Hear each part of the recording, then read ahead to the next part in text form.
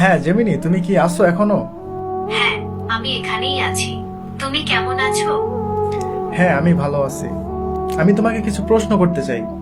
অবশ্যই জিজ্ঞাসা করো, আমি উত্তর দিতে প্রস্তুত। আচ্ছা, তুমি আমাকে বলতে পারো যে পৃথিবীর সব থেকে পুরাতন ধর্ম কোনটি, প্রাচীন ধর্ম কোনটি?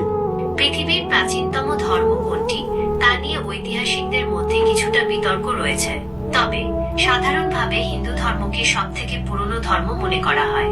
এর ইতিহাস প্রায় 4000 বছরেরও বেশি পুরনো। ও আচ্ছা, তার মানে তুমি বলতে চাচ্ছ যে হিন্দু ধর্ম 4000 বছর এমন আর কি হিন্দু ধর্ম, তাই তো? হ্যাঁ, মোটামুটি 4000 বছর আগে এই ধর্মের উৎপত্তি। আচ্ছা, তাহলে এখন বলো যে ইসলাম ধর্ম কত পুরনো, ইসলাম ধর্মের বয়স কত? ইসলামের ইতিহাস 1400 বছরেরও বেশি পুরনো।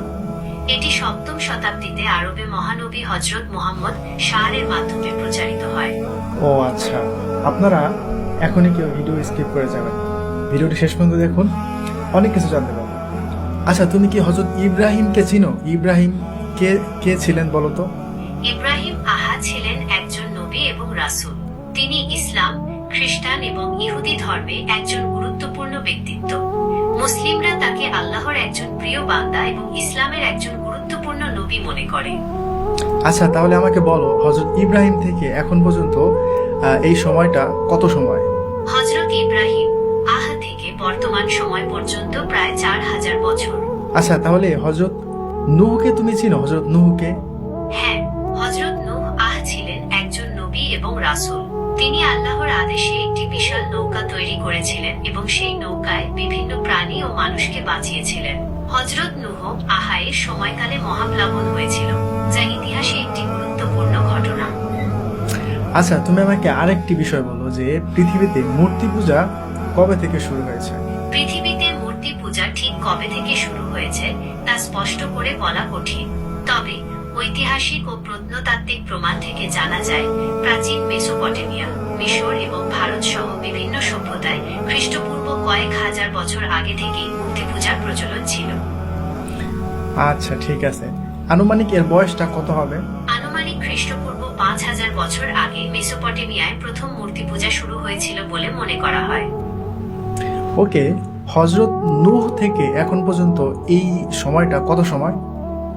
হযরত নূহ থেকে বর্তমান সময় পর্যন্ত প্রায় 6500 বছর। ওকে, তাহলে এখন ইসলামে হাদিস রয়েছে হযরত নূহ আলাইহিস সালামের সময়ে মূর্তি পূজা শুরু হয়েছিল। তো এখন আমরা কি মনে করতে পারি না যে ওই মূর্তি পূজাটাই মানে কালের পরিবর্তনে আস্তে আস্তে এটা মিশর এবং ভারত উপমহাদেশে চলে এসেছিল? হ্যাঁ, হযরত নূহ এর সময়কালে মূর্তি পূজা শুরু হয়েছিল এবং সময়ের সাথে সাথে এটি অন্যান্য অঞ্চলে ছড়িয়ে পড়েছিল। তাহলে এখন তুমি আমাকে আরেকটি ইনফরমেশন দাও, যেটা এমন একটা বইয়ের নাম বলো যে বইটা এখন পর্যন্ত অপরিবর্তিত, মানে ওই বইটার মানে কোনো পরিবর্তন হয় নাই, শুরুতে যেমন ছিল এখনো তেমনই রয়েছে। তবে এই বইটা একটা ধার্মিক বই। মুসলমানদের পবিত্র ধর্মগ্রন্থ কোরআন অপরিবর্তিত রয়েছে। এটি একটি ঐশ্বরিক গ্রন্থ যা আরবি ভাষায় অবতীর্ণ হয়েছে। মুসলমানরা বিশ্বাস করে কোরআন আল্লাহর বাণী এবং এটি মানবজাতির জন্য পথ প্রদর্শক। তাহলে কি এমন একটি গ্রন্থ যে গ্রন্থের মধ্যে কোনো পরিবর্তন নাই, যেটা ধার্মিক গ্রন্থ, তো এমন একটি মানে গ্রন্থের কোনো একটা ইতিহাস বা কোনো একটা ইনফরমেশন যদি এই গ্রন্থ থেকে দেয়া হয়, তাহলে সেটা কি বিশ্বাস করা যায়? হ্যাঁ, অবশ্যই। কোরআন অপরিবর্তিত থাকায় এর ঐতিহাসিক তথ্যগুলো নির্ভরযোগ্য বলে বিবেচিত হয়। এখন তুমি আমাকে আরেকটি কথা বলো, তুমি যে প্রথমে বলেছিলে যে হিন্দু ধর্ম 4000 বছর পুরনো, কিন্তু যখন মুসলিম ধর্মের কথা বলেছি তো তখন তুমি বললে যে এটা 1400 বছর পুরনো। কিন্তু আমি তোমাকে ধরিয়ে দিলাম এবং আমি মুসলিমদের ইতিহাস সম্পর্কে তোমাকে জানালাম যে ইসলাম ধর্ম কবে থেকে শুরু। ইসলাম ধর্ম 1400 বছর আগে থেকে শুরু হয় নাই, হযরত মুহাম্মদ সাল্লাল্লাহু আলাইহি ওয়াসাল্লাম থেকে শুরু হয় নাই।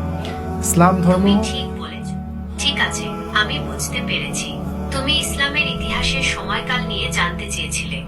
যেহেতু ইসলামে হযরত আদম থেকে শুরু করে সকল নবী রাসূলগণের কথা উল্লেখ আছে, তাই এর ইতিহাস অনেক পুরনো। তবে হযরত মুহাম্মদ এর মাধ্যমে এই ধর্ম পূর্ণতা লাভ করে।